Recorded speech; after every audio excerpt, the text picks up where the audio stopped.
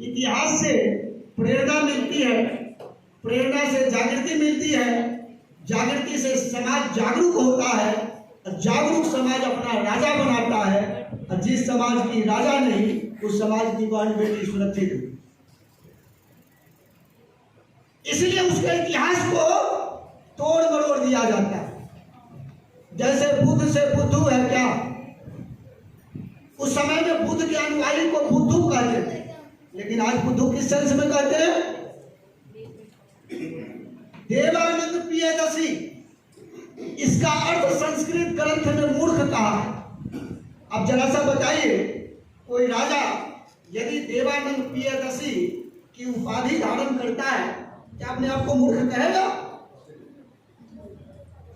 हर्षवर्धन भी देवानंद प्रियदर्शी की उपाधि धारण किया था, अब कंबोडिया का राजा भी किया था जयवर्मन ने। तो कोई राजा अपने नाम में मूर्ख बताएगा, लेकिन उसे देवानंद प्रियदर्शी का अर्थ मूर्ख बताया। सम्राट अशोक ने 99 भाइयों की हत्या किया। ये कहां पर लिखा हुआ है यह समझना जरूरी है। सम्राट अशोक को चंड अशोक कहा गया, क्रूर कहा गया, क्योंकि आपके इतिहास को भटकाया जाता है। सम्राट अशोक ने जो शिलालेख लिखवाया, पूरे दुनिया का कोई सम्राट नहीं लिखवाया। आज भी जब उनके शिलालेख को पढ़ेंगे तो मालूम पड़ता है कि अशोक का संदेश आज मिल रहा है। किसी दूसरे राजा का दूसरा कोई लिखता है, लेकिन सम्राट अशोक ने 2-2,500 साल पहले जो संदेश लिखा वो आज भी हमें मिल रहा है। जीता जागता मालूम पड़ता है कि सम्राट अशोक आज हमारे पास में कहा है। जब सम्राट अशोक का शिलालेख अंग्रेजों ने बाहर निकाला तो किसी ने नहीं पढ़ा। यहां के जितने विद्वान थे, किसी ने कहा भीम का गदा है, किसी ने कुछ कहा, किसी ने कुछ कहा। 1837 ईस्वी में जेम्स प्रिंसेप ने सम्राट अशोक के शिलालेख को पढ़ा और तब पता चला कि सम्राट अशोक भारत का राजा था। इससे पहले पता नहीं चला। 1837 ईस्वी में जेम्स प्रिंसेप ने पढ़ा और तब पता चला अशोक कोई भारत का राजा था। जिस समय में भारत में सम्राट अशोक थे, उस समय में जाति व्यवस्था नहीं थी, गण व्यवस्था था। लिच्छवी गणराज्य, शाक्य गणराज्य, मौर्य गणराज्य। गणराज्य का मतलब चुनाव पद्धति से राजा, उसके सिस्टम को माना जाता है। 16 महाजन पद था, वर्ण व्यवस्था नहीं था। लेकिन पाखंडियों ने सम्राट अशोक को कहा दिया, उनकी मां ब्राह्मणी थी, उनकी पत्नी जो थी विदिशा वो वैश्य थी। और जब उस समय में जाति व्यवस्था ही नहीं थी, ब्राह्मण क्षत्रिय वैश्य शूद्र का ये सिस्टम ही नहीं था, तो जाति व्यवस्था कहां से आ गया? चंद्रगुप्त को शूद्र कहा गया। जब ये वर्ण व्यवस्था ही नहीं था तो कहां से शूद्र हो गए? चंद्रगुप्त के समय में मेगास्थनीज इंडिया आए थे, उनकी एक किताब है इंडिका। उस इंडिका को जब आप पढ़ेंगे तो उस समय में समाज 4 भागों में बटा हुआ नहीं था। विद्वान आरोप लगाते हैं कि सम्राट अशोक ने बौद्ध धर्म ग्रहण कर लिया, इसीलिए इसका पतन हुआ। सच्चाई यह है कि भारत का पतन बौद्ध धर्म ग्रहण करने से नहीं हुआ, बल्कि छोड़ने से हुआ। कैसे?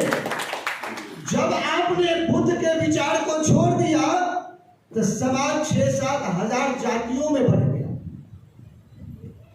हम बट गए। जब बुद्ध का विचार था, अशोक था, ये समाज बटा हुआ नहीं था। तो बुद्ध के मार्ग को छोड़ने से समाज बट गया और तब हम इतने लोगों के गुलाम। 11वीं 12वीं सदी में दिव्यादान, अशोकावदान, महावंश, दीपवंश ये सभी लिखे गए। अशोकावदान संस्कृत में लिखे गए और उस संस्कृत में लिखने के बाद अशोक को चंड अशोक कहा गया, क्रूर कहा गया, 99 भाइयों की हत्या कहा गया। जबकि उसके 5वें शिलालेख में सम्राट अशोक ने अपने भाइयों के लिए कई जगह निवास स्थान बनाया। फाहियान के डायरी में लिखा हुआ है सम्राट अशोक ने अपने छोटे भाई को पाटलिपुत्र में रखना चाहते थे। तिस्य नामक उनका भाई था जिसको उपराजा भी बनाए हुए थे तक्षशिला में। कहां से 99 भाई की हत्या किया? इसीलिए आपको अपना इतिहास पढ़ना पड़ेगा। और आर्कियोलॉजिकल 1924 ईस्वी में अंग्रेज सरकार ने पुरातत्व विभाग की स्थापना किया। तब धीरे धीरे करके बुद्ध और अशोक बाहर निकलने लगे।